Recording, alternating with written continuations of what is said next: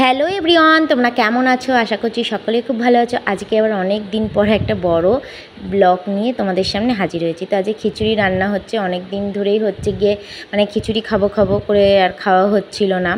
তো এই ভিডিওটা অনেক দিন আগেকারই, তখন আমাদের কল্যাণীতে পরপর দুদিন একটু বৃষ্টি হয়েছিল, ঠান্ডা ওয়েদার ছিল। তো সেইভাবেই হচ্ছে খিচুড়িটা রান্না হয়েছিল, কিন্তু ভিডিওটা হচ্ছে আমি আপলোড করতে পারছিলাম না, ওর জন্য করা হচ্ছিল না। তো তখন আমি মায়ের কাছেই ছিলাম।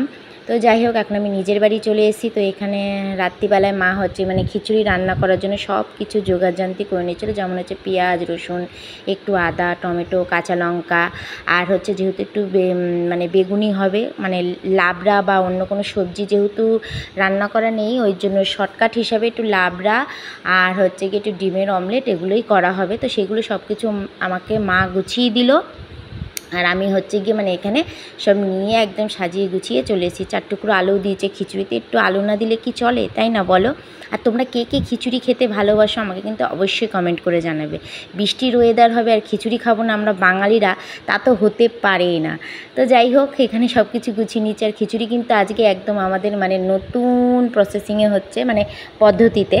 তোমরা দেখলেই বুঝতে পারবে। এরকম কেউ খেয়েছে কিনা জানি না, বাট আমরা খাই, ওই জন্য ভালো আজ তোমাদের সাথেও শেয়ার করে নিই। তো এখানে হচ্ছে গিয়ে সব কিছু তো কেটে কুটে গুছিয়ে নিয়েছি। আর খিচুড়িটা কিন্তু একদম আজকে ডেস্কিতে হবে, হাঁড়ি কড়াই কিছুতে না।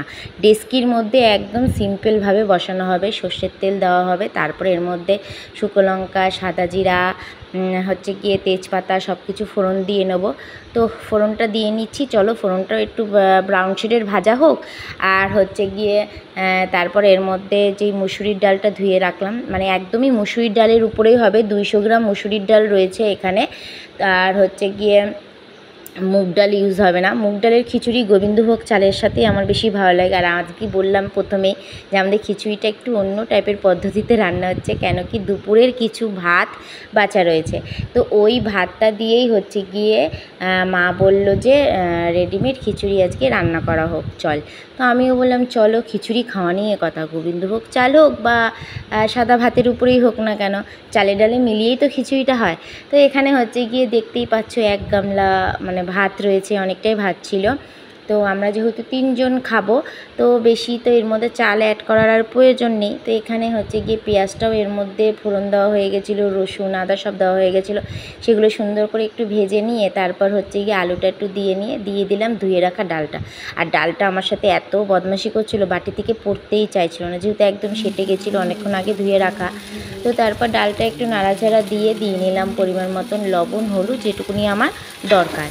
আর সত্যি কথা বলছি বন্ধুরা, তোমরাও এরমভাবে বাড়িতে অবশ্যই ট্রাই করে দেখবে, নিশ্চয়ই ভালো লাগবে। আমরা তো গোবিন্দভোগ চালের খিচুড়ি বা মুগ ডালের খিচুড়ি আমরা সবসময় খেয়েই থাকি, সেই অনুষ্ঠান বাড়ি হোক বা হচ্ছে কি নিজেদের বাড়িতেই হোক না কেন, কিন্তু এইভাবে খেয়ে দেখবে, অবশ্যই ভালো লাগবে। আর ভিডিওটা ভালো লাগলে একটা লাইক অবশ্যই করে দিও, আর পারলে একটু শেয়ার করে দিও। তো এখানে দেখতেই পারলে ডাল ঠাল দেওয়ার পর তারপর আমি দিয়ে দিলাম টমেটো কুচিটা, তারপর এর মধ্যে দিয়ে দিলাম ভাতটা। এবার ভাতটা দেওয়ার পর আমি একটু নাড়াচাড়া দিয়ে দিলাম এর মধ্যে হচ্ছে কি পরিমাণ মতন জল, যেহেতু কড়া ভাত আর মসুর ডাল হতেও বেশি সময় লাগে না, ওই জন্য হচ্ছে গিয়ে তাড়াতাড়ি করেই আমি জলটা অল্প পরিমাণেই দিয়ে দিলাম। আর এখানে হচ্ছে কি খিচুড়ির সাথে আমরা যা যা খাবো, যেমন ধরো আলু ভাজা, তারপর হচ্ছে গিয়ে একটু বেগুনি, তারপর একটু ডিমের অমলেট, এগুলো দিয়েই আজকে আমাদের খিচুড়িটা কিন্তু রাতের খাওয়া হবে। ভীষণ ভালো হয়েছিল খিচুড়িটা খেতে, সত্যি কথা বলছি, তোমরাও বাড়িতে অবশ্যই ভেবে ট্রাই করবে। তো খিচুড়িটা হতে হতে এখানে আমি বেগুনির জন্য সব কিছু গুছিয়ে নিয়েছি, বেসন, চালের গুঁড়ি, কালো জিরা, লবণ, হলুদ আর একটু পরিমাণ মতো লঙ্কার গুঁড়ো দিয়েছিলাম। তো ডোটা আমার ভালো করে মাখানো হয়ে গেছে। এবার হচ্ছে গিয়ে শুধু খিচুড়িটা নামাবো, তারপর হচ্ছে কি বেগুনিগুলো আমি আস্তে আস্তে করে ভেজে নেবো। এবার একটু খানিকক্ষণ সময় এটা ঢেকে রেখে দেবো, তাতে ডোটাও একটু সুন্দর মসৃণ হবে আর বেগুনিটা খেতেও কিন্তু বেশি টেস্টি হবে। তো যাই হোক, এখানে আমার খিচুড়িও প্রায় হয়ে এসছে, আমি একটু ঢাকনাটা তুলে দেখে নিচ্ছি, ঢাকা দিয়ে ঢেকে রেখেছিলাম। তো দেখতেই পাচ্ছ কতটা স্পাইসি লাগছে, আর যতটা স্পাইসি দেখতে লাগছিলো, সত্যি কথা বলতে বন্ধুরা খেতেও কিন্তু অতটাই সুন্দর হয়েছিল। তোমরাও অবশ্যই বাড়িতে এইভাবে ট্রাই করে দেখবে, নিশ্চয়ই তোমাদের ভালো লাগবে। তো এখানে দেখতেই পাচ্ছ আমার খিচুড়িটা নামানোর আগে এরকম খিচুড়ি না আমার ছোটো মেসো খুব রান্না করতো জানো। যখনই মানে বৃষ্টি হতো, মানে বৃষ্টির থেকেও বেশি মানে গরম পড়লেও আমার মেসো এত খিচুড়ি খেতে ভালোবাসতো। গোবিন্দভোগ চালের খিচুড়ি তো খেতো না, তো এরকম মানে সেদ্ধ চালের খিচুড়িটাই বেশি রান্না করতো। আজকে ওরকমভাবেই অ্যাকচুয়ালি হচ্ছে কি ট্রাই করলাম মেসোর মতো।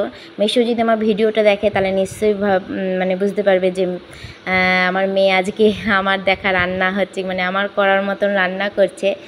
তো এখানে আমার খিচুড়িটা কমপ্লিট হয়ে গেছিলো। তারপর আমি বেগুনিটা হচ্ছে এবার এক এক করে ভেজে নেব। তো হচ্ছে রান্নাবান্না সব কমপ্লিট হয়ে গেছিলো। তো এখানে ডিমের অমলেট আর বেগুনি, আলু ভাজা, খিচুড়ি সব নিয়ে বসে পড়েছিলাম এবার খেতে রাতের খাবার।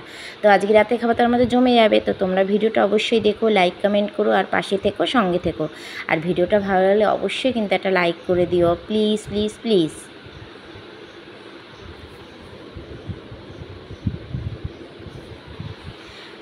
তো এখানে খিচুড়িটা বাড়ছি, দেখতেই পাচ্ছ একদম মানে টেস্টি। তো খিচুড়ি বাড়ার পর হচ্ছে কি আমি এখানে দিয়ে দিলাম আলু ভাজা, তারপর হচ্ছে দিয়ে দেবো বেগুনি, তারপর দিয়ে দেবো ডিমের অমলেটটা।